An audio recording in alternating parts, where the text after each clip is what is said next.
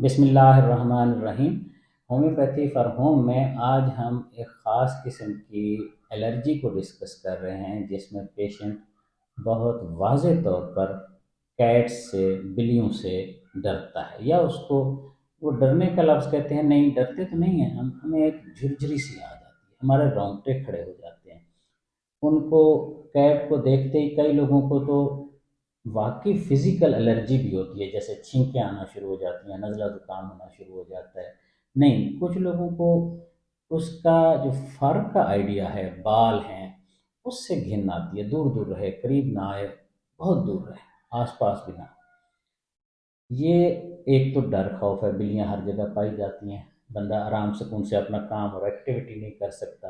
لیکن اس سے بھی زیادہ مسئلہ یہ ہے، ایسے پیشنٹ میں کوئی نہ کوئی وجہ انہوں نے بنائی ہوتی ہے کہ بلی کا یوں ہوا تھا، یا اس سے میری بہن ڈاکٹر ہے، وہ کہتی ہے کہ اس سے دمہ ہوتا ہے، استھما ہوتا ہے، یا اس طرح کی کوئی کہانیاں بھی ہوتی ہیں، یا ان میں بیماریاں ہوتی ہیں، کوئی نہ کوئی انہوں نے بنایا ہوتا ہے، نہ بھی بنایا ہو۔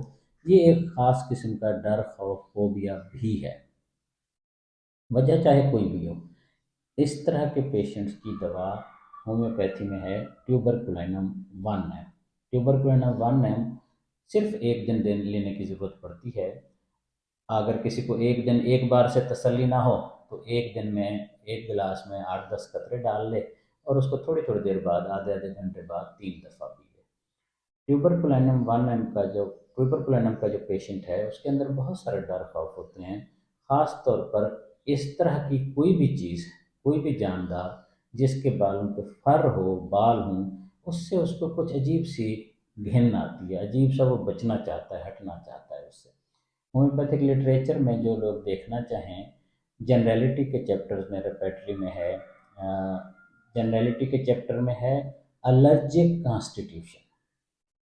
الرجک کانسٹیٹیوشن کے اندر ہے کیٹس 2۔